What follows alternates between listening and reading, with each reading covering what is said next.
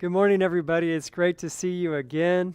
Welcome to our live stream, our AOA live stream this morning. We're going to cover how to save money with your taxes, and we have industry professionals with you today to do that. This event is sponsored by Robert Hall and Associates. They are income tax professionals. They have almost 50 years of experience, or I think 50 years of experience actually, 50 for real. And they have over 500 five-star Google reviews. So these guys are amazing at what they do. And a lot of the work that they do is with real estate investors. So they are they are sponsoring this because they are looking to do business with you, and they can help you most likely more than they can help just a regular person. And anyway, AOA, we're one of the largest individually organized groups of apartment owners in the state, thanks to you guys. So thank you for being a member. If you're not a member, hey, there's a 1-year money-back guarantee. You have nothing to lose. Go ahead and sign up. You can go to the AOA website at aoausa.com and sign up, or you can call in and sign up. And anyway, we'd love to have you join our family for sure. And what we're doing is we're just trying to give you ideas that'll help you make or keep more money than ever before, and also to help you streamline your processes so that it's easier and more enjoyable for you. And we do that lots of different ways. We have magazine, we have property management advice you can call in for. There's all different types of things that we're doing. But anyway, so we just want to tell you about that and let that be an opportunity for you. Free, you can get a newsletter that we have. You can subscribe to that at the aoausa.com website. If you go all the way down to the bottom on the right side, you'll see a place to sign up. So go ahead and sign up for that one. You can always unsubscribe if you don't like it. And so go ahead, sign up for that. We're going to keep you in the know. We're going to tell you, hey, there's this new legal thing that's going on, and it's going to impact you. So whether that's local or whether that's for the state, we'll target it appropriately and try not to fill up your email box, but definitely keep you in the know. Sign up for that. And then for these live streams, this is the first time, we've been doing these for a while, especially since COVID. And man, we want to do our $1 million trade show, but since things are so complicated, we're just doing this for now, and we're really looking forward to seeing you though and being able to meet in person again. And so you can subscribe to the YouTube channel and get the notifications, and that way you just don't miss anything. Sometimes the email could go to spam, right? And anyway, so stay in the know. We want to help you stay in the know. And so today our speaker has been in business for 17 years. He's been doing this. He is an enrolled agent, a senior tax consultant. He will help you prepare your taxes and get you the best return possible. And he is a speaker as well, and he goes around and he shares how people can save money and answers lots of questions. So this is just perfect for him. He was the Glendale's Reader's Choice Award and the Best Tax Preparer in 2016. So he's received all types of awards. Excuse me. And anyway, so it's my pleasure to introduce to you today Tony Watson.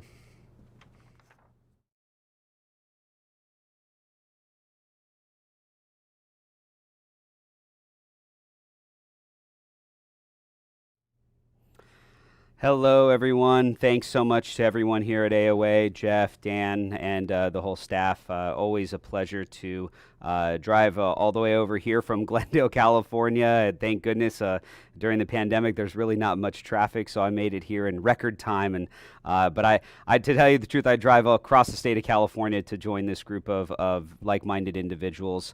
I feel like that the tax topic and the real estate world, they go hand in hand in more than just a couple ways. And I'm really excited once again to be here to share all of this information with you.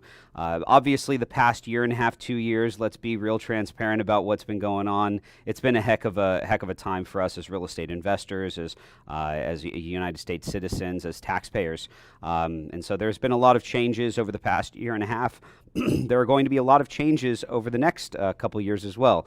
We have a new tax bill on the horizon, and so I'm sure that once that is all finalized and set in stone, Jeff and Dan and AOA, they'll have me back to give you a full-blown update on the tax reform bill that is on the horizon. But today we're going to talk about tax savings during times of economic uncertainty, as well as how to utilize certain and specific types of entities to potentially save you tax, but also create greater liability protection for your assets. Once again, my name's Tony Watson. I work for Robert Hall & Associates. Very honored and privileged to be here today on behalf of such a wonderful firm. Been open since 1971, so 50 years in business. I myself have been with Robert Hall & Associates for 17 years. And like Jeff had mentioned, I am not only a keynote speaker, but I am also a tax advisor. So I very much practice what I preach. I wanted to mention that aside from just individual tax preparation, we are kind of a one-stop shop for all of your financial needs. So if you need estate planning services or bookkeeping services or payroll services, we also have a number of referrals and vendors that we can connect you with. Once again, very honored, very privileged to be able to not only prepare taxes for our clients, but also to bring this information to you, through digital platform. Hopefully we'll be back to in-person seminars before we know it. But over the past 2 years, we've been able to conduct I think more than 140 webinars just to make sure that people had the right information, the right tools in their toolkit. And right now, currently, just in my individual column of clients under management, property flipping, and sales, I think I personally at the firm have clients with roughly about $350 million in real estate dealings on a year-to-year basis and growing. So there probably isn't a scenario real estate-wise when it comes to income tax, probably isn't a scenario that we have not seen at our office. We are very much known as the go-to real estate professional tax service firm in the Southern California area, but we do actually service filings in all 50 states, which is something that's very unique about a firm that really only has one location. We have preparers elsewhere in the U.S. because of the pandemic now, but we are very unique in the fact that we can help you out with any investments across the U.S. I'll mention this at the end. I'm sure Jeff will mention this at the end as well. We do offer free consultations, so I don't want to spend too much time on that. I want to get right into the bread and butter, but I did want to mention that free 2 years of review on 2 years of tax returns, as well as to ask us any questions about upcoming changes or how that may impact your individual tax scenario. So keep in mind that we do offer those free consultations. So the one question that I get probably most about incorporating is it right for me? Is incorporating the right thing to do now? Should I enter into escrow and then incorporate at that point to protect my asset? Incorporating is not right for everyone, and there absolutely is a very right and a very wrong time to incorporate.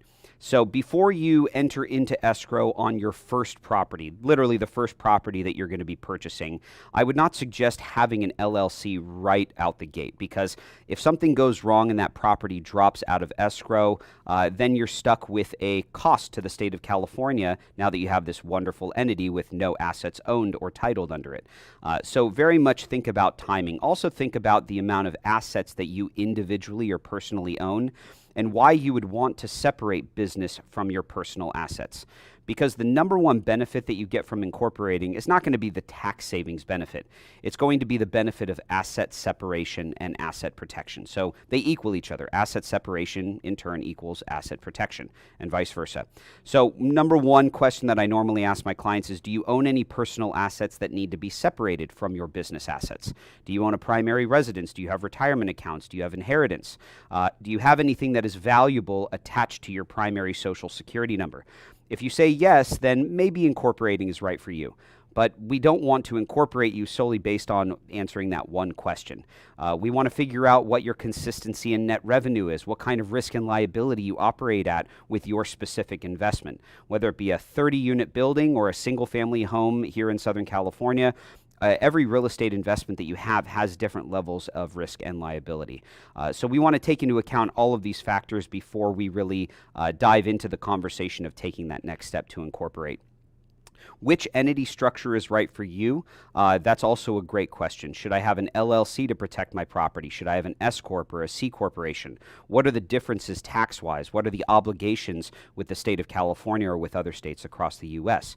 Well, like I said, incorporating is not right for everyone, and it can provide great benefit to you as a taxpayer, but whether or not it protects your asset or saves you money, that's probably the conversation that you need to have with a tax advisor, because just because you're incorporating doesn't mean that you're not going to pay any tax. I've had that question. Hey, if I incorporate my rental property, will I save hundreds of thousands of dollars in tax liability? Well, that's a little far-fetched, but we need to dive into the different types of revenue streams and the different types of assets that need to be protected under each individual type of entity. Now, some of you might be thinking, well, Tony, I don't need to be incorporated because I have a great insurance policy. Well, let's squash the misconception of insurance being equal to an entity structure, because insurance is absolutely probably the most important thing for us to have as business owners, as real estate investors, to protect ourselves in case, heaven forbid, anything happens. So insurance is there and in place to pay out a settlement in case an unforeseen event happens, right? Pulling out of a parking lot, you don't know that somebody's coming around a blind corner and they sideswipe you. So you have car insurance to fix your car. You have health insurance to fix you and make you better in the hospital, right? Instead of getting assessed hundreds of thousands of dollars in medical bills. We have earthquake insurance here in California. We have liability insurance, malpractice insurance. So insurance is absolutely there and in place to pay out settlements in case an unforeseen event happens. It actually has a dollar value, whereas an entity structure doesn't really have a value, right? I mean, it gives you asset separation benefit, but it does not pay out any settlements at the end of the day. So the entity structure, if you can imagine it being its own body, essentially. When you assign your property or title of a property to an LLC, you're assigning that property title to an identification number that is not your social security number. So we have something in common, right? We have an identification number, and that's how the government tracks all of our personal and business assets and our revenue streams. And then when you incorporate as a business, the business has its own EIN number. It's an employer identification number, and that allows you to separate assets from your personal identification number. So in theory, asset separation equals asset protection. But just because you have an entity structure in place doesn't mean that if something, heaven forbid, happens, that the entity structure is going to pay out a settlement in case there's some sort of dollar payout or value that needs to be settled. So insurance and entities, completely different benefits, completely different conversation with your tax advisor and with your insurance rep. Do you need both? Not always. You need the insurance policy, absolutely, if you are an investor, if you own assets, but you don't always need an entity structure. And so before you take that next step to file in articles of organization, articles of incorporation here in the state of California, make sure that you have this conversation with your tax advisor first and foremost. Now, the most popular entity structure that probably the general public knows about is the limited liability company. It is not a corporation. It does not file articles of incorporation. LLCs are straight up companies that provide limited liability protection, and they are owned by percent, not by shares like a corporation would be owned. And it does not file articles of incorporation. Like I mentioned, it files articles of organization. So it organizes its information with the state of California. Now, why is this important? Why am I kind of, diving a little bit more into detail about the nitty-gritty parts of the different entities? Well, I want you to understand that on the legal side, that's not my conversation. You got to talk to an attorney about what legal protection differences there are between a corporation and an LLC. But from an income tax standpoint, here is where it really makes a difference between the LLC and the corporation. Assume that you are about to purchase a $500,000 property, and you go out and you close the deal, and you've got this $500,000 beautiful rental investment under your personal name. And you talk with a tax advisor or a legal advisor, and you decide that you want to put title under an LLC rather than holding it personally. So you do a quick claim of deed of this $500,000 property into the LLC. And just for argument's sake, let's say that there's no debt on this property. Let's say that you've purchased it outright, so there's no lender, there's no debt attached to the investment. So you do a transfer of property from personal name into the LLC. And then 10, 12, 15 years down the line, you decide that I don't want to own this property in the LLC anymore because of, let's say, some changes down the road in the tax code. So you quick claim the property back to yourself 10, 12, 15 years down the road.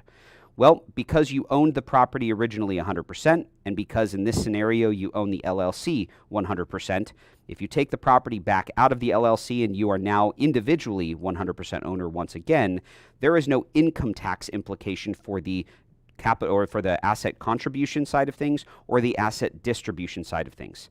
So LLCs allow you to contribute and distribute property free from having any income tax implication. Now, there might be a form that you have to file with the county assessor's office to make sure that the property taxes aren't reassessed. But on the income tax side of things, remember, property taxes and income tax, two completely different worlds. On the income tax side of things, there is no capital gain. There is no depreciation recapture because you're just merely taking it back to yourself personally.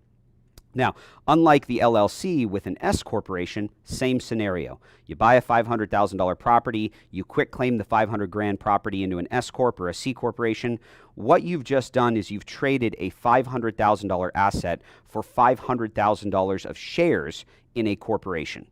And so now, yes, technically you still own the property, but the corporation now owns the property, and you own $500,000 of shares of that corporation because you traded the property for the shares of the business. So 10, 12, 15 years down the line, you decide to take the property back, same scenario once again. Well, 10, 12, 15 years down the road, that property, instead of being worth $500,000, might be worth $1.5 million. And so when you take that property back to yourself out of a corporation, the federal government sees that as a liquidation of stock in a corporation, not a liquidation of asset. And so all of a sudden you have a $1 million capital gain and you didn't even sell the home. So once again, LLCs are the most popular for protecting large depreciable assets, which, let's face it, probably the largest depreciable asset you and I will ever own in our lifetime is a rental investment. And so LLCs are great for creating great limited liability protection on those assets. Now, I mentioned this scenario with the property not having debt. What if it does have debt? Well, anytime you own a property and you have a contractual agreement with a bank to pay back or make mortgage payments on that property, you have to make sure before you do any quick claim of deeds or transfers of title that the lender is okay with you doing that. In most cases, they'll either have you sign a waiver of liability or a personal guarantee stating that even though you are transferring the asset, ownership technically isn't changing because I own it 100% now, I own 100% of the business, but you might have to personally guarantee that if anything, heaven forbid, happens to the property, that the bank can still come back to you individually to pay back that debt. That's one scenario. The other scenario is the bank might have you do a full-blown refinance out of your personal name into the entity structure. If you don't let the lender know and you just quick claim the deed to the LLC or the corporation, all of a sudden you've voided the agreement with the bank. You've actually defaulted on your contract because you individually were the person with the debt to income calculation, the credit score, everything that qualified you to borrow that sizable loan or debt attached to the property. So you do not want the bank having the ability to call the loan due and payable in 30 days. I haven't seen it happen I've heard stories about it happening. I personally haven't seen it happen, but the last thing that you want is to go down that road and all of a sudden have to come up with that kind of money in 30 days. So make sure that you double check before you transfer title of property that at least has debt attached to it. You got to double check with the lender before doing so. The S Corporation happens to be one of the other entities that I think I feel very passionate about this because I own a couple S Corps. My wife owns an S Corporation. A majority of my clients own S Corporations. And it, in fact, is one of the only entities out of the three main entities that we technically normally choose from, the LLC, the S Corp, and the C Corp. The S Corp is really the only entity that has been proven time and time again to save us tax. Now, it's not going to save us federal or state income tax, but what the S Corporation will help us do is it will help us reduce the amount of self-employment tax that we pay on a year-to-year basis as a property manager, as a realtor selling property and earning commission income. So if you are that individual who has self-employed income, remember, I'm not talking to the rental property owners here. I'm talking to the individuals who manage property, who sell property and earn commission income. That is all self-employed income, and it's subject to federal, state, and Social Security and Medicare tax, which the beautiful thing about rental income is that it's only subject to federal and state income tax, not Social Security and Medicare. So for the self-employed individuals, the S Corporation might be a huge tool in your arsenal, essentially, to help you reduce significant amounts of liability on a year-to-year basis. I mean, self-employment tax alone is 15.3%. So for the realtors, the people earning commission income, you know very well at the end of the tax year, through estimated tax payments or prepayments of some sort or payments with extension, that your liability tends to be a little bit higher than the norm because you have to settle up with Uncle Sam, state of California, and then also contribute your fair share to Social Security and Medicare. And so the 1120 S Corporation really allows you to reduce a good chunk of that self-employment tax. I do want to go just briefly into detail about how that really works. Let's assume that you are a self-employed real estate professional or a property manager. And it could be a manager of your own properties. It could be managers of, managing other properties. But management income is still self-employed income. So let's assume that after all of your deductions are taken into account, you've got $100,000 in profit. As a sole proprietor or just an LLC, for instance, remember LLCs they don't save you any tax. I forgot to mention that LLCs save you absolutely nothing in tax, whereas the S Corporation could potentially save you some money. So assume that you're a sole proprietor or a single member LLC and you're making $100,000 in net profit. Well, you're going to pay federal, state, and self-employment tax on the full $100,000 if you're an LLC or a sole proprietor. But if you are a self-employed property manager, property flipper, rehabber, or once again, the manager doesn't have to be managing other properties. You could be paying yourself a management fee to manage your own properties and then deferring a lot of that into retirement, so on and so forth. Let's say that you have that $100,000 in self-employed revenue after deductions. So that's essentially what you have to settle up with the government on. Well, if you file as an S corporation, federal and state taxes don't really change. But technically now as an S corporation, you are no longer considered to be self-employed. You are an employee of your own corporation, and employees receive W-2 payroll. And so on $100,000 profit, instead of just paying federal, state, and self-employment tax on the full amount, you actually issue yourself a payroll for 40% of the net profit. Well, 40% of $100,000 in this scenario is a $40,000 W-2, and then you get to write yourself off. You actually get to deduct what you've paid yourself in payroll. So $100,000 minus $40,000 leaves your company with about $60,000 left over in what's called flow-through K-1 profit. And what you've just achieved here in this scenario is you've properly avoided, not evaded. Remember, tax evasion is illegal. Tax avoidance is not. It's completely legal to plan ahead to pay your obligation in tax and not a penny more than the obligated amount. And in this scenario, you've paid self-employment tax only on the $40,000 that you've issued yourself as salary. But on the $60,000 that's left over, you've completely avoided paying Social Security and Medicare tax. Well, 15.3% of $60,000 is just shy of about $10,000. I think it's like $9,200 roughly that you just saved yourself by filing as one entity type versus the latter.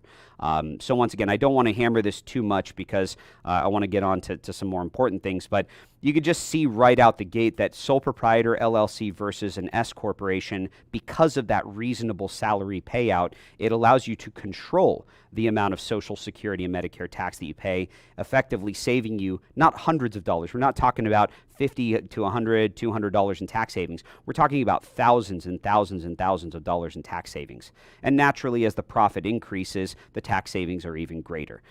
So definitely have this conversation with a licensed tax advisor, your trusted advisor, to make sure that if you are in that position to take that next step to incorporate, you better go ahead and do so. Otherwise, you could be leaving a lot of money on the table. Just briefly, coming out of 2020, are the in-home office deductions going to have a lower risk for audit? Possibly. We have no case study on anything coming out of 2020, and that is gold to a licensed tax advisor. Good case study, right? So we have case study out of 2019, out of 2018, gosh, all the way back to when they first started tracking all of that information. We have great case study from those years.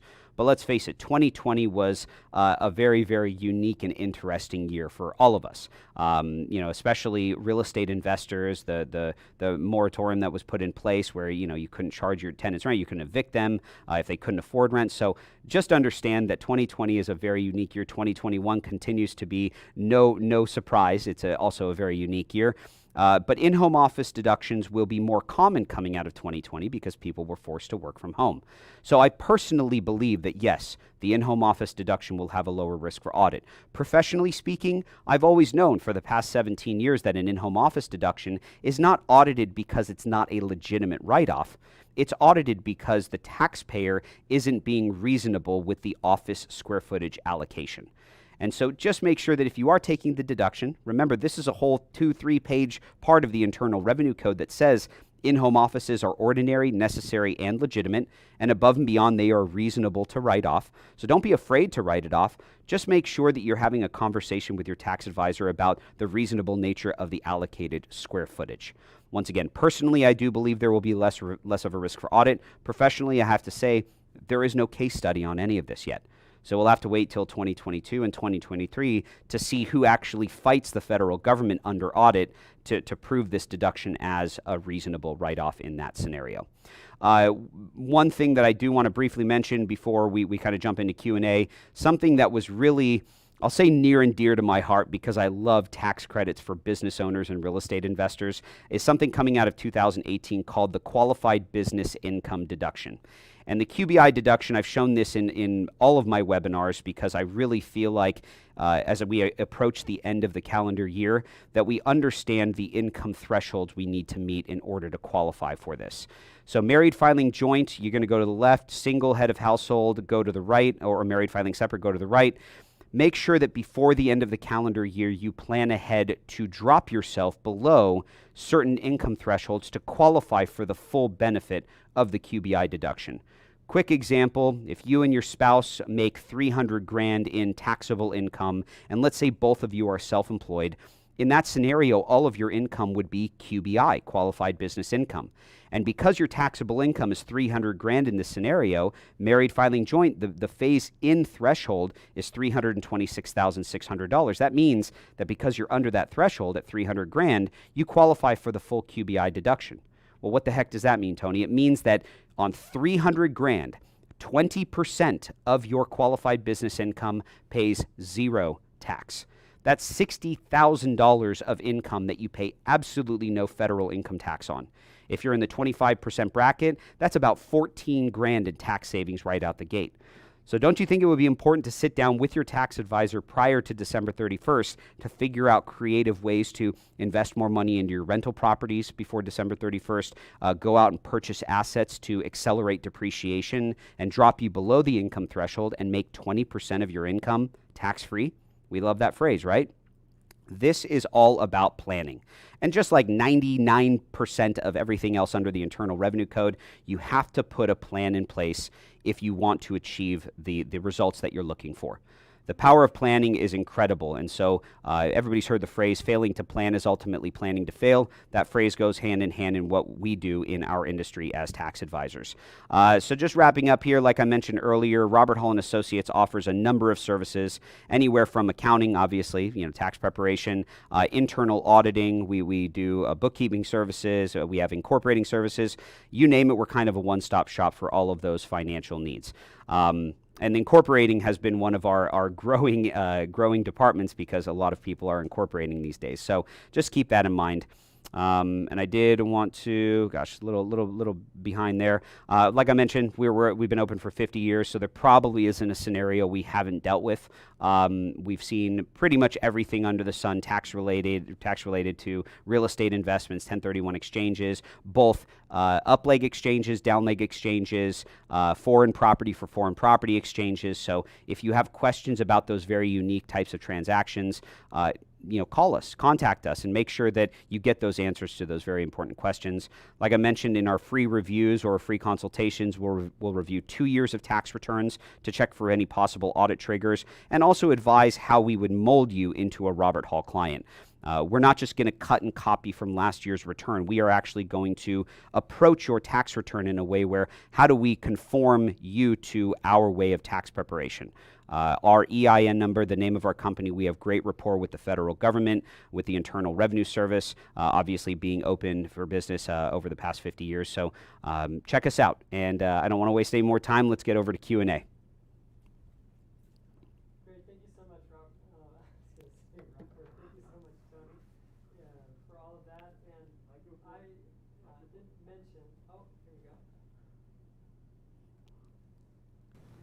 Thank you so much, Tony. And before we get to the Q&A, if you're on the AOAUSA.com website and watching this, there's a blue help button at the bottom. And if you click on that, you can type your question in there, and they'll get that question to us. And also, we have it on Facebook and YouTube. If you type questions into the chat, we have wonderful colleagues with us that will funnel those questions down to me so that I can ask the questions. And while we wait for you guys to write your questions in, I want to you guys make me look good. Just You make me look tell you good. more about the AOA digital property management software that we have. And it's Love it. Thank for you. AOA members, and it has the AOA forms in there. We also have the online rental application in there, and it connects with your membership account. And so you can see the picture there. And basically, since our goal is to help you make or keep more money than ever before and to make the process easier, we thought that we should have software that makes the process easier for you. So it has work orders. It does, you can do online rental payments, or your tenants can do those. And you can generate a profit and loss at the end of the year to give to Tony, and then he could go do your taxes for you and make it streamline everything. So that's there for you. We're going to spin the wheel, and one of you will win a 1-year subscription to this software. So guys, let's go ahead, and everybody who registered, you're in here, and we're spinning the wheel, and let's see who gets it.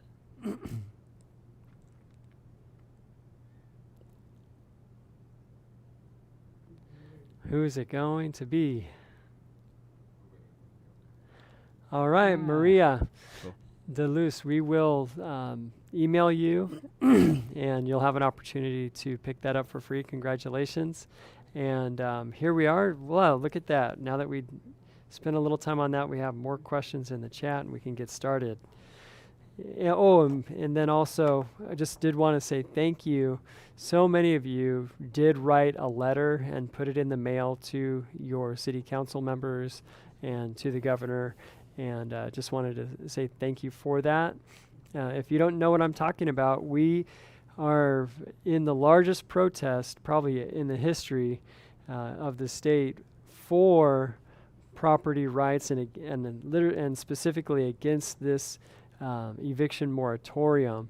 And if you go to the AOA website, you can get that AOAUSA.com/protest. If you go there, you can download the letter, you can download the picture, and there's a picture of a group of people protesting. So we're not protesting in person, but we're sending them a picture because a picture is worth 1,000 words.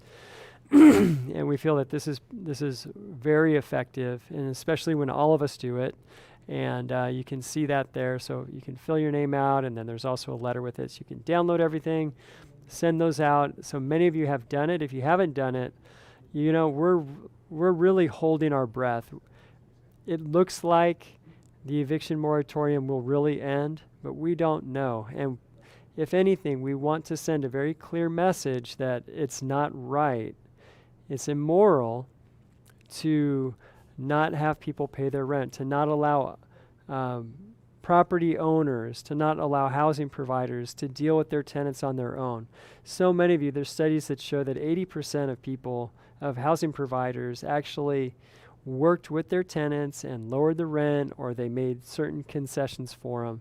And the government thinks that we can't do that. The government, when the policymakers, when they write these, they're assuming that everybody's a bad tenant. And I know 99.9% of you are great housing providers, and you've worked with your tenants. But I know that many of you also have horror stories and real abuses to this whole thing. And so let's make our case heard, and let's join together and do this. And traditionally, for every one letter that you send, they count it as about 100 people that might have the same ideas or feelings that you have, but just didn't send the letter. So important that we're active in this, because they think that they can run over us and that it doesn't matter at all. So they need to see that it does. So, all right, so here we go. Tax savings during times of economic uncertainty. Here's the first question. Lego and origami. If the estate exemption lowers to $5 million per person in the Biden tax bill. Should I consider setting up a trust to move the assets to take advantage of the current high exemption amount of $11.7 million? So part of the nature of this new potential tax change, it's a little scary because a lot of the information obviously is still complete speculation at the moment. The Green Book has introduced many new potential legislation changes. If the estate exemption does in fact change, I'll just say that absolutely estate planning will become even more important for the towards the end of 2021. If you start transferring title, however, into different types of trusts, and especially if you've heard from podcasts or read an article about how to avoid some of these potential changes, just take everything somewhat with a grain of salt. Because when you start to transfer assets and change title before you've passed away, you could be giving up other unique benefits that are built into the Internal Revenue Code. Obviously, at death, the stepped-up basis still kicks in, whether it's part of a living trust or an estate or irrevocable trust. So there are still many underlying benefits that will probably end up sticking around, and that's why we're really, as tax advisors, we're waiting for that intricate verbiage of the Internal Revenue Code to pass. Right now, the Green Book just gives us an idea of what they're working on. But it really comes down to that small verbiage in the Internal Revenue Code. So your question about transferring title right now into a trust, I would assume that you're talking probably about one of the more common trusts, like a living trust. Whether you transfer title now into a living trust or keep it under your personal name, the stepped-up basis still is in play. Now, if your estate value is over the potential change to $5 million, there are some unique ways to start liquidating assets. It's just, once again, if you start liquidating assets, or not liquidating, but transferring title into your children's names, you do give up the stepped-up basis benefit upon death. There are gift tax returns that need to be filed if it's over a certain level of gifting. So to answer your question, I'm not going to tell you to start doing that. I'm going to tell you that, one, you need to talk with your tax advisor first and foremost to see what all of those numbers really play out to be. And two, I wouldn't start making any rash decisions just yet. I think and foresee that by the end of this month or even mid next month, because remember that we just had the corporate deadline yesterday, 9/15. We have the individual tax deadline 10/15, and Biden's administration and the other local outlets that we've been following for a very long time, they foresee that the tax code will be finalized in the next month to month and a half, which obviously doesn't give us very much time before the end of the year to start planning. But at the end of the day, we'll have a final tax code at least for 2022. It will continue to change over the next couple of years, though. Just like any Internal Revenue Code change, it fine-tunes itself over a certain period of time. So I don't want to tell you to just go out and start transferring assets into a trust without having all of the underlying numbers and to really give you the correct advice. But there may be a need for you to start altering your assets before 2022, maybe even taking some of your lower valued assets and transferring title into your children's name, but fully understanding that you are giving up a benefit by doing that, meaning that your children are going to be inheriting your basis at that point.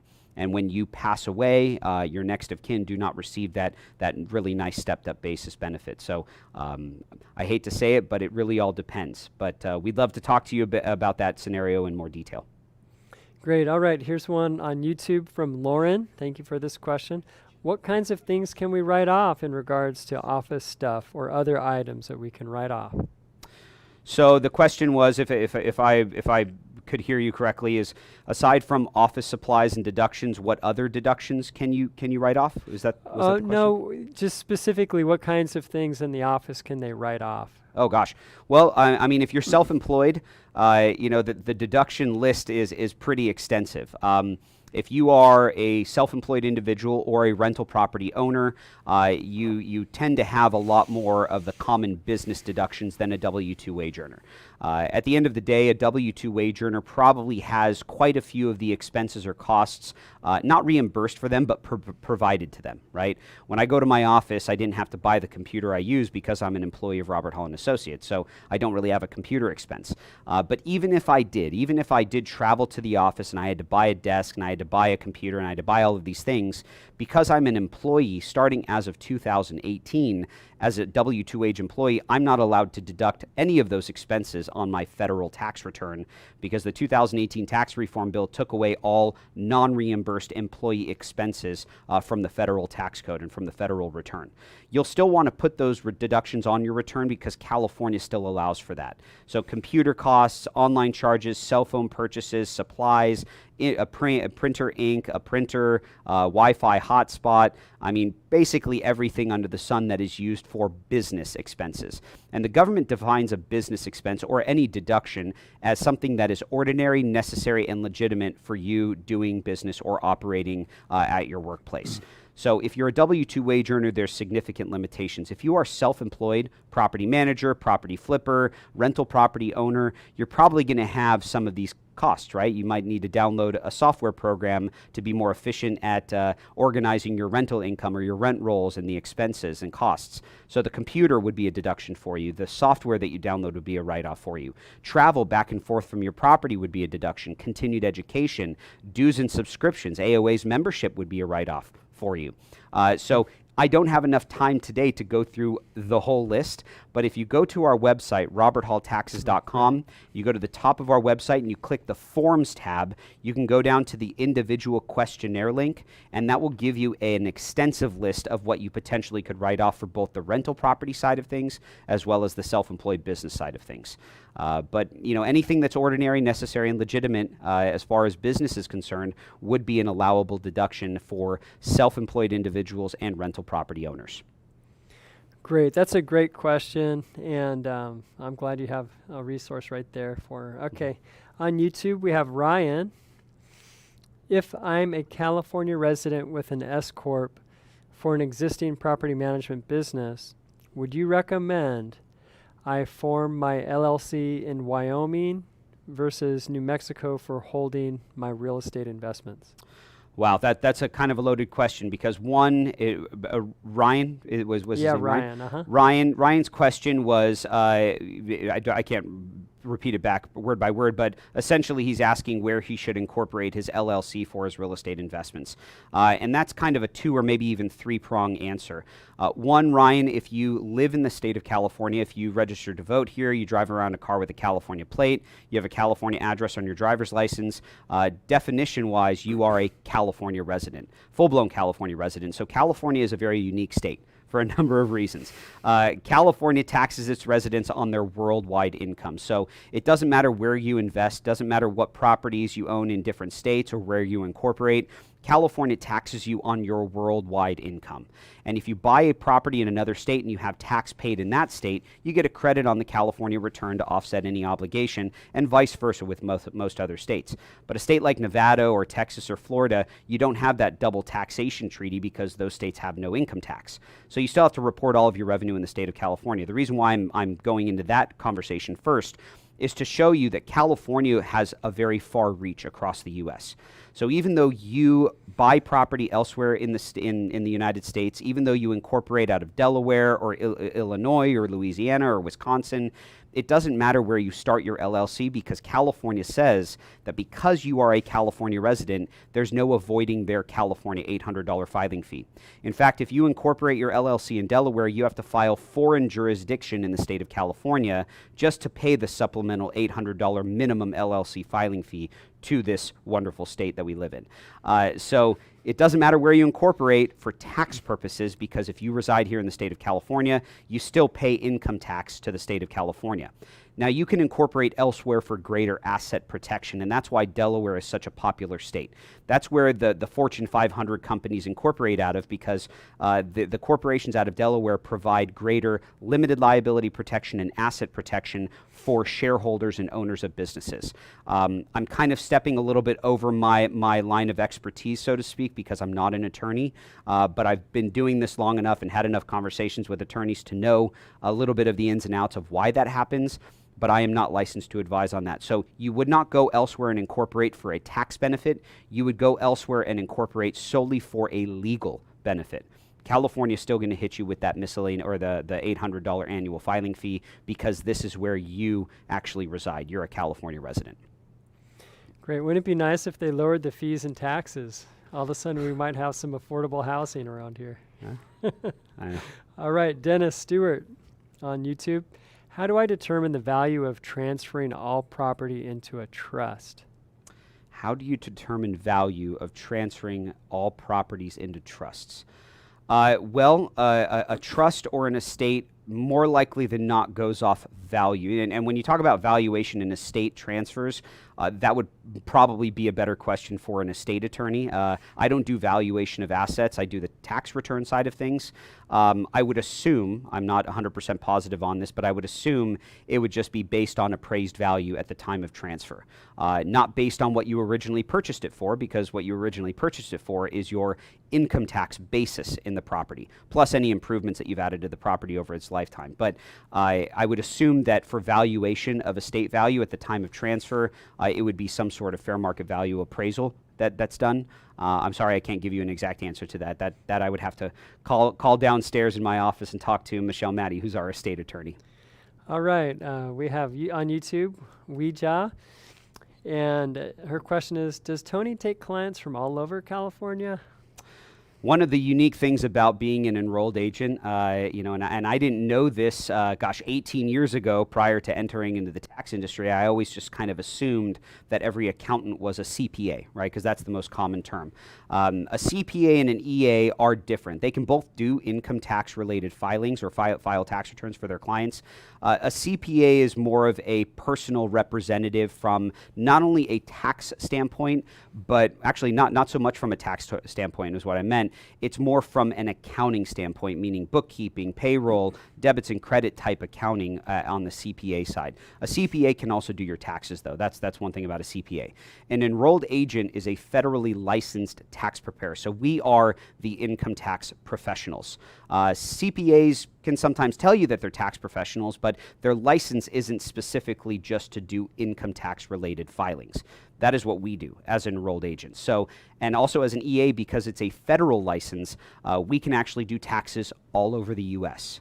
So we actually, at our firm, out of the 15,000, or so filings that we do each year, a majority of our clients happen to be here in California, but we do have many clients who are outside of the state of California and abroad. We don't do foreign tax returns, but we do U.S. tax returns for people who live abroad.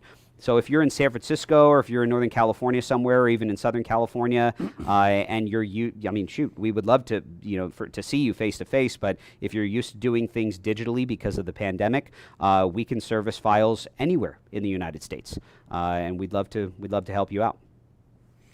And if they're in Hawaii, you're probably willing to go and get a little tax write-off for that, maybe? You know what? The one great thing about being a tax advisor is that, when we have our conferences, they'll have them in Hawaii, they'll have them in Vegas, they'll have them in Salt Lake City. So, us as tax advisors, we can have a little bit of fun and educate ourselves while we're doing it. So, if you have a client in Hawaii, I'm happy to come out there as well. Just put them up, right? Sure. All right, Brent on YouTube. If I'm doing a 1031 exchange in an LLC, I want to exit the partnership. Can we refi the new property and the partner buy me out with the proceeds without having tax consequences? So the question was, if we hold a property in a partnership, can my partner refinance the property and pay out the other partner, or vice versa? Yes, you can do that. However, there is a tax implication for the person who is buying it out, because if you're just selling it to them essentially, or buying it to them for what their original cost basis was, let's say that you and a partner went out and bought a $500,000 property, $250,000 each, and now that $500,000 property is $750,000, and you go to your partner and say, hey, I'm going to buy you out, I'm only going to give you what you put in. Well, that's a pretty silly investment for your partner, right? So just giving them their $250,000 back, there would be no tax implication for them, and it would increase your basis in the property by whatever you're purchasing it for, right? But at the end of the day, you're probably going to say, well, let's split the $750,000 value, because now the property's worth $750,000. So I'm going to give you not the $250,000 amount. I'm going to give you half of $750,000, because that's where the property is valued at today. At that point, your partner is actually receiving a capital gain. So the person you're buying out would absolutely have a tax implication for that. You would not, because you are just increasing your basis in the property. meaning that instead of having a 250 grand basis, let's say you pay your partner 350 grand, right? Now your basis is $600,000 because you actually own the property outright now. So you buying out your partner actually increases your depreciable basis in the property. Now, when you do a 1031 exchange, because I think there were two parts to that question. You mentioned the 1031 exchange and then you refi and you buy out your partner. The 1031 exchange for another property, if the property is currently owned under an LLC, the newly acquired property in the exchange also has to be acquired under that same LLC. It cannot be an exchange out of the LLC and then buying the property personally. The exchange has to be like kind in all aspects of the transaction, meaning that title can't change, ownership percentages can't change. So you would actually do the buyout prior to the 1031 exchange, not during the 1031 exchange or not after the exchange, because then you have to split up the basis information a little bit differently. But I think those were the two parts of the question. Forgive me if I didn't answer one or the other, but I think there were two parts to that question. Right, and Brent, you can just write another question if that didn't totally get it. That's a good question for sure. All right, Lisa on YouTube, and then we have some from Facebook. Here we go. Is step up in basis eliminated in the $3.5 trillion infrastructure package? It could be. It could be. I don't have an answer for that, unfortunately. Do I think it will be eliminated? No. Personally, I don't believe it will. Professionally, I have to say I don't know, because I really don't. It's all speculation right now. So there are many changes on the horizon, but like I've seen in the 17 years that I've done taxes, like I saw during 2012 with the Obamacare bill coming out of that recession, and then in 2018 again with the reform bill, not only did things change at the very, very last minute. I don't know if you all remember that the federal government tried to cut our mortgage interest deduction in half on any new primary residence purchases after December 15th of 2017. They tried to drop the $1 million exclusion down to 500 grand, and literally at the 23rd hour, right before the end of the year, they changed that to 750 grand. So there will be many, many, many last minute changes to this internal revenue code that's going to be passing. And the stepped up basis has been such a major part of the internal revenue code for a very long time that I do not believe it will go away. I think it will be changed, but I do not think it will go away. There will be phase in, phase outs for people who qualify for certain benefits, people who don't qualify for certain benefits. And it will all be based on taxable income or adjusted gross income, as well as filing status. Those are usually the three underlying factors that change everything for you as a United States taxpayer. So I don't think that it will be eliminated. Will it be changed? Absolutely. But we have no case study or final scripture on that, so to speak. So I can't really tell you yes or no, unfortunately. I wish I could. I don't like being vague about things as a tax advisor, but at the moment we just don't know. Great, thank you. And Gisela on Facebook, what is your fee to do the review? And that's a good question because I think she missed a key part of that deal. Sure. The review is actually free. It's a 30-minute free consultation with our firm. And so that one's free. We do have consultation rates for hour-long consultations. And if you want to talk more about pricing on that, it depends on what preparer you meet with. Our senior advisors have a little bit higher of a charge for the hour consultation rate, depending on the actual scenario that you want to discuss. If it's simple enough, a junior, not simple, I don't want to say simple. Our junior accountants can probably advise you just as well as our senior accountants can. So our consultation rates are one thing. For tax preparation, we don't have a flat fee based on hour. We actually charge per form filed with your tax return. So part of the review, the 30-minute consultation, that's why we ask for copies of previous year's returns so we can give you a pretty darn good, accurate estimate as to what it would cost you if you did come on board with Robert Hall & Associates. We're very transparent about all of our fees. We're transparent about the services that we offer. The last thing that we would ever want to do in our business is overpromise and underdeliver, like anybody in business, obviously. But that 30-minute consultation is free, to answer your question. Great. And yeah, it's interesting. So Mark, right after she wrote that, Mark on YouTube asked, what is your fee structure for tax preparation? So you kind of answered it. that? All based on form. The 1040, for instance, is one form. The Schedule A is one form. Schedule B, Schedule E, Schedule C, LLC, S Corp. They all have different forms. So once again, the best way to get a quote on the cost is to sign up for a free consultation, send us a copy of maybe 2020's return or 2019 if you haven't filed 2020 yet.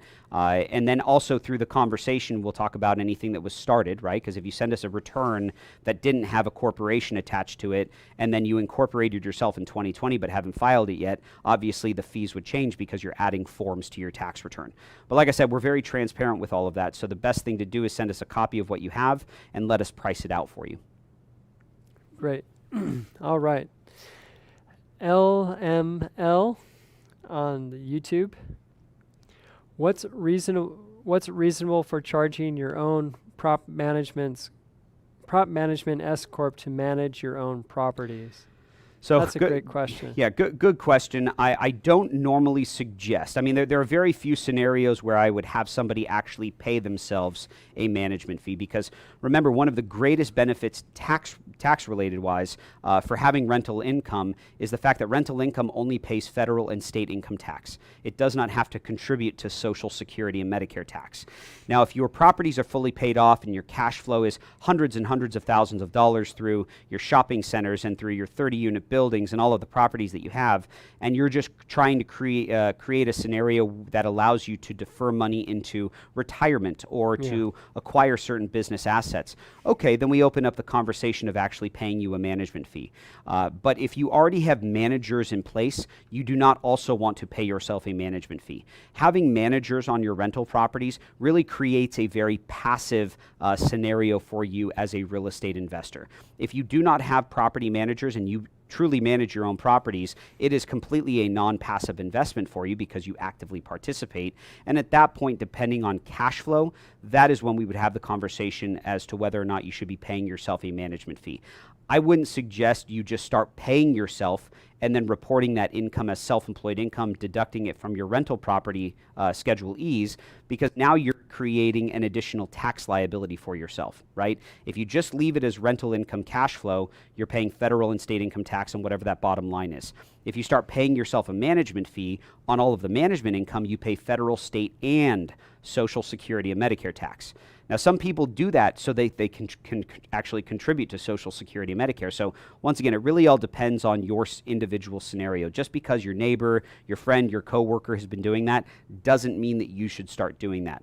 That's absolutely a conversation that we should sit down and talk about in further detail, but that I don't want to tell you to go ahead and start doing that right now without knowing all of the information. All right, on YouTube we have Helen, and good to have you with us again, Helen. She watches often. I sold my property in an LLC in California, and I am doing a 1031 exchange in another state. Do I still have to keep that LLC? Correct. So remember, in like kind in all nature. So once you exchange the property, so if you sell the property in California under the LLC and you're exchanging it for another property outside of California, a couple things actually. One, you have to acquire the new property or properties under the same LLC that own the original property, because it has to be like kind in nature. Number one. Number two, in that scenario, not only do you have to file an exchange on the federal tax return, but you also have to file an exchange on the California tax return, because California has what's called a clawback clause, meaning that for the amount of years that you've owned that property here in the state of California, call it 12 years, you've had depreciation on that California investment for over a decade. And so now that you're exiting out of California, California says, well, you've avoided paying capital gain tax here in the state for 12 years. And if you go elsewhere, we want to follow you. California is saying we want to follow you until you eventually dispose of that asset. So let's say you exchange from California into Florida, and then 5-10 years down the road, you decide to liquidate your real estate assets completely in the state of Florida. The year that you sell those Florida properties, California, because you had to file a California exchange form as well as a federal exchange form when you did the exchange, California claws back all of the tax that you deferred for the 12 years that the original property sat in the state of California. It's called the clawback clause. And so a couple things that you need to be aware of when doing exchanges out of the state of California. One, has to be like kind of nature. exchange goes back into the LLC, and then also that you have to file that very specific and unique form with the state of California to follow the clawback clause ruling. But yeah, it has to go in and back to the same LLC that was established. Great. All right. Thank you, Helen. And we have Todd on YouTube. Do you have any advice? Consult on what business-related items you could purchase to leverage through accelerated depreciation into the current tax year? Something to offset the cap gains. Something to offset the capital gains. Well, there's a couple parts to that question. I mean, accelerated depreciation can happen for both real estate and other types of assets like vehicles. Under the current tax administration, and probably not set to change until 2023, I believe, is the accelerated bonus depreciation on heavyweight vehicles. So if you are a business owner, a self-employed individual, you want to buy a vehicle under your business as a company vehicle, you can purchase a vehicle that weighs over 6,000 pounds and potentially, I'm not saying that everybody will qualify for this, but potentially take the full value of the vehicle at 100% tax write-off, called a 100% bonus depreciation. That's for vehicles that weigh over 6,000 pounds, and there are many underlying factors as to who would qualify for that benefit, number one.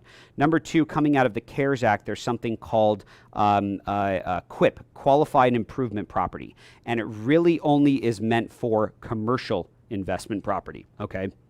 Qualified improvement property is any interior improvements to commercial rental real estate that you can avoid having to depreciate over 39 years, which is the commercial depreciation lifespan for a commercial building.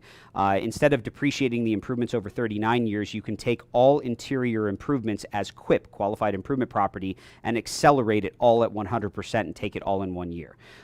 For other related bonus depreciation items for residential investment properties, appliances, certain fixtures, furnishings that you buy for an Airbnb, VRBO.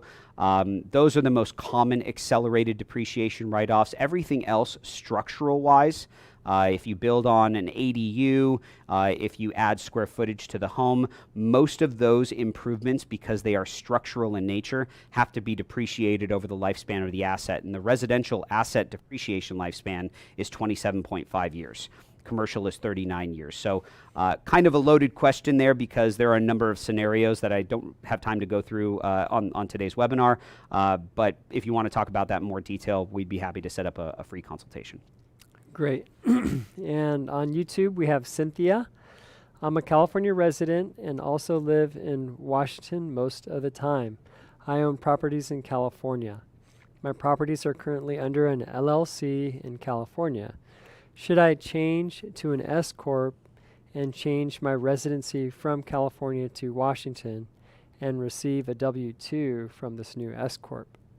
So I can't repeat that question either because that was a lot. But I assume that the first part of that was about a rental property, correct, Jeff? Right. Yeah.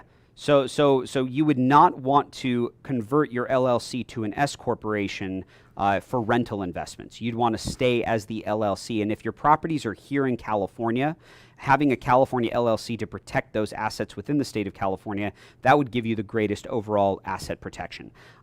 Remember what I mentioned earlier is there is no income tax benefit to an LLC, so none of this really saves you tax. And because it's rental income, you wouldn't want to put rental property or rental income under an S corporation because rental income doesn't pay self-employment tax, and the only type of tax that an S corporation saves you is self-employment tax. So naturally, if rental income doesn't have to pay it, the S corporation wouldn't save you any more than the LLC is saving you, which is nothing. If you had self-employed revenue, property management income, property flip income, so short-term gains, or even real estate commission income, at that point you may entertain the idea of an 1120 S corporation, but I would not suggest converting your LLC currently into any other entity. The way that you have it set up is perfect for the rental property investment. All right, on YouTube, here's Ouija again. I turned my primary residence into a rental, and I haven't lived in it the last 5 years due to a parent disability. Is there any way I can save on capital gains? Well, if you do not meet the Section 121 exclusion requirement, which states that you've lived in the property for 2 out of the past 5 years, then you would have the long-term capital gain side of the equation. If you end up selling that property, whatever the appreciated gain above and beyond your basis in the property would be subject to long-term cap gain, federal and state, and then you'd have depreciation recapture tax on whatever depreciation write-offs you've taken. The only thing in that scenario that will help you reduce the capital gain side of the equation is improvements to basis, meaning that if you bought the property originally for 300 grand, now it's selling for 700 grand, you're looking at about a 400 grand overall capital gain plus recapture depreciation.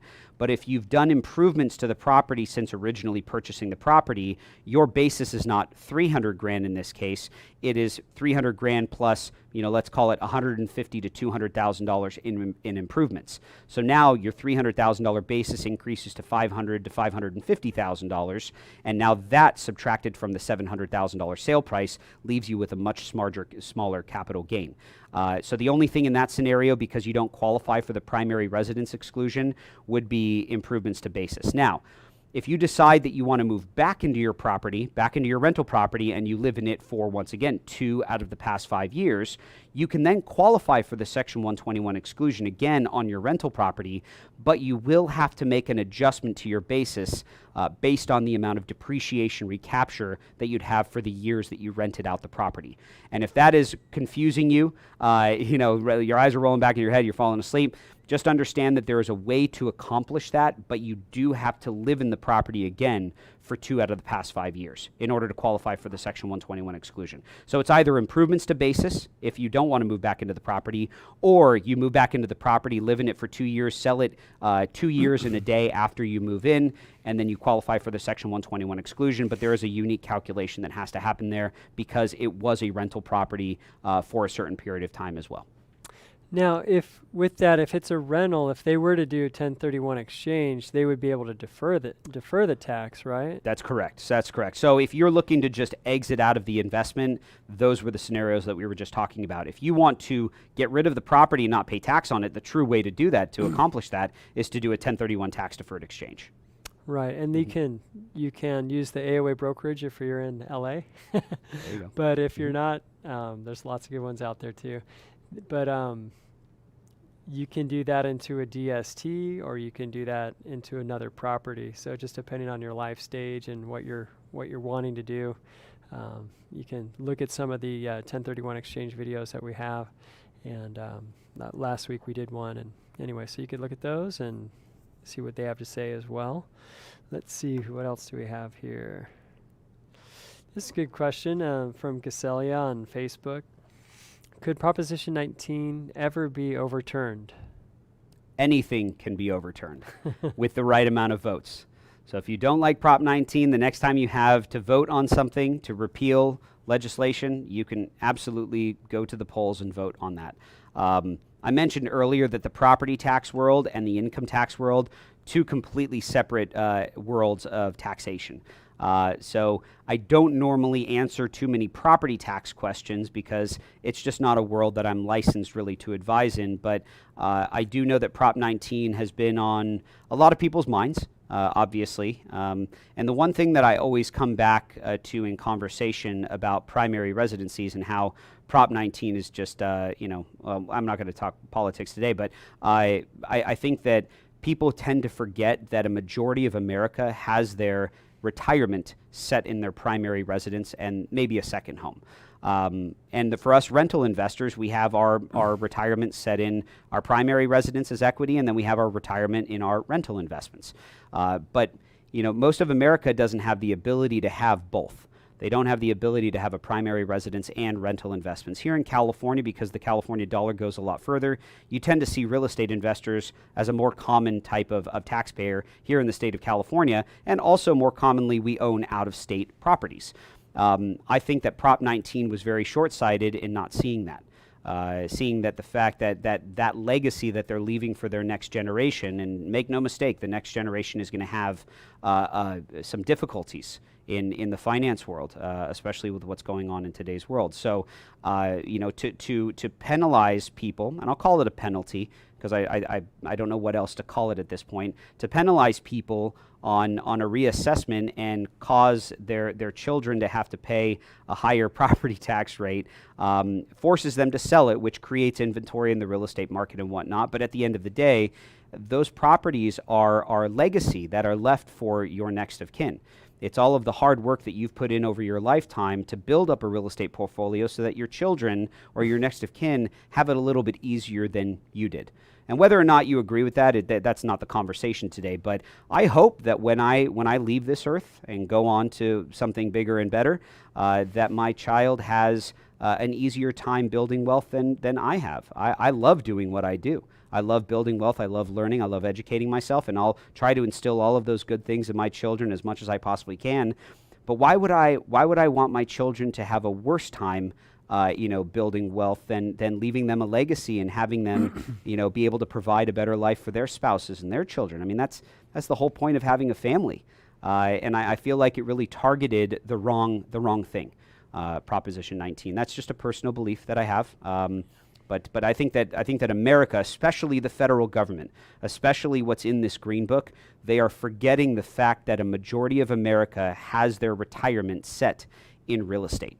And so a lot of these changes to the 1031 exchange code, a lot of the changes to the estate valuation, and once again, we could argue all day about what is a just value of an estate. But at the end of the day, if you make good moves with your money, that's that's your wealth. That's the sleepless nights, the legal battles, the conversations at 2:00 in the morning with people who are doing gap funding on projects that you have. I mean, those are things that the general public didn't go through. Those are things that you went through as an investor. And so that's part of what makes America great. And I feel like they're really targeting that. Just a personal belief, but. Okay, we got a couple more left. We'll try to wrap up. Man, we've taken lots of questions, and thank you everybody for sending in these questions. These are all great. Lego and origami. I try to just ask one question each person, so I'm going back up here. If I decide to set up an S Corp with the effective date of January 1st, 2021, can I still do that now? No, unfortunately, you cannot backdate an incorporation. However, if you already had an established LLC or a C corporation as of January 1st of 2021, you can file an S election to elect S corporation status for an LLC and a C corporation and date it back to January 1st of 2021. But you cannot backdate an actual incorporation date. So if you started an incorporation today, it would be about 2 or 3 weeks for that to post to the Secretary of State website. And so you would be, up until end of September or October as a sole proprietor, and then from that point forward through December 31st, you'd be set up as an established entity. But you cannot backdate an incorporation date. You can backdate an election to tax your LLC or your S corporation, already established entity, as a different type of entity. Hopefully that made sense, because I know that conversation can kind of get confusing from time to time. All right, here's the last question that we'll take. For S Corp owner-employee, do I have to run payroll every month, or can you just report the salary income in the 1120S tax return and the personal 1040 Schedule E and the Schedule SE? It's a great question. Somebody who knows their tax forms. I like it.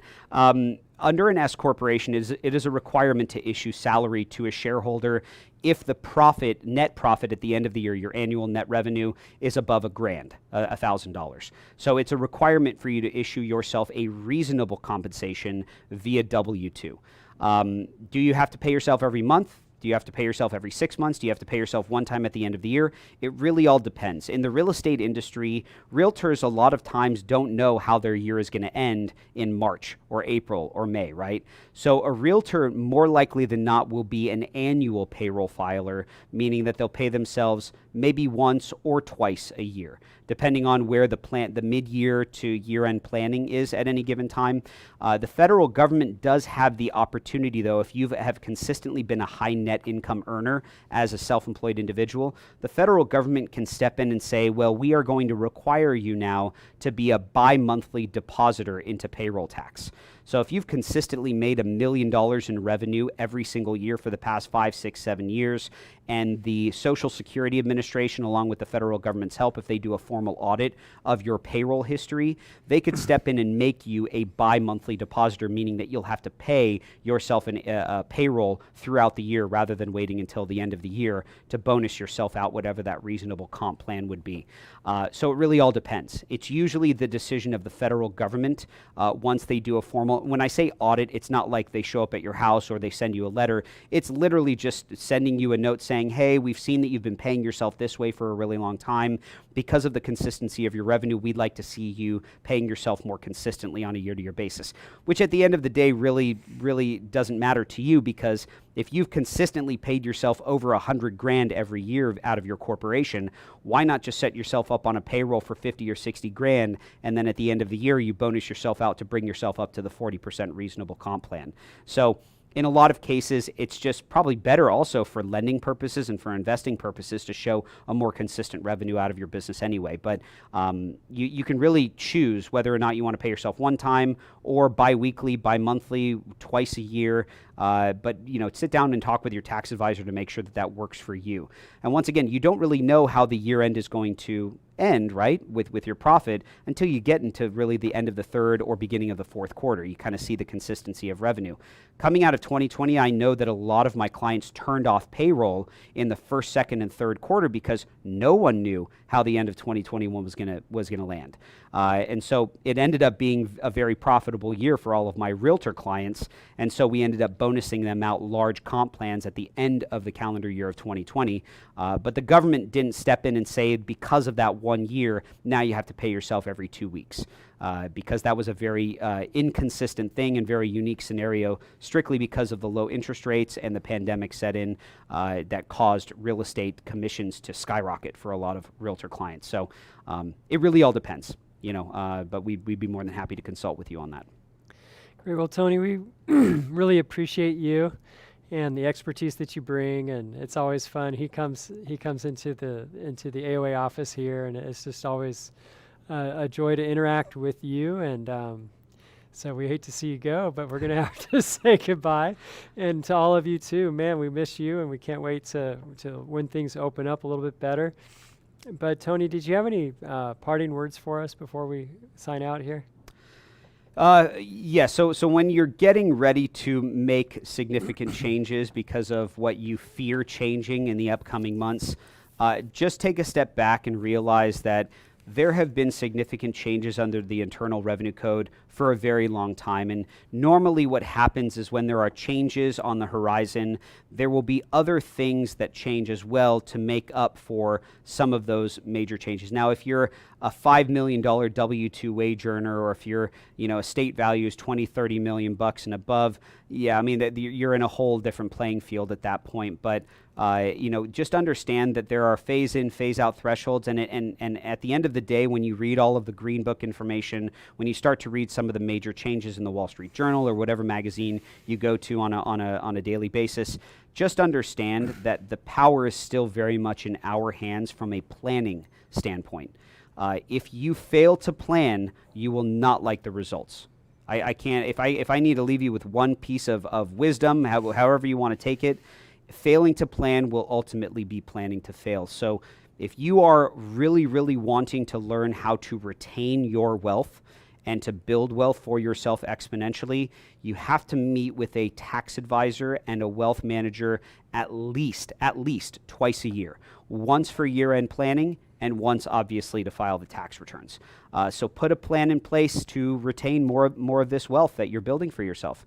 I guess that's the last piece of information I want to leave you with. Great. Thank you so much, Tony, for everything. And for all of you, we have Dennis Block coming up on September 30th. And we also have Michael Brennan coming up on October 7th, I believe it is. It's going to be a Thursday. And so just with everything closing out here, hopefully closing out, right, with the eviction moratorium, we just realized that there's going to be a need, and there's going to be a lot of questions that you may have about how can I raise the rent? When can I raise the rent? Am I under rent control? Which rent control am I under? And so we know that lots of you have those type of questions, and so those are planned And so if you like this kind of content, please subscribe. Share it with people that you know personally. If you want this kind of content to get out there, if you hit the like button, then it kind of opens it up for more people to look at it from how I'm understanding YouTube. So give it a like if you think it would be good content for other people, and go ahead and subscribe. And we're not monetizing this, so the subscription is just more for you. So that subscribing to it's really more for you. It's not for us because we're not monetizing. So that just helps you stay aware of everything. But anyway, thank you so much, and we'll see you next time.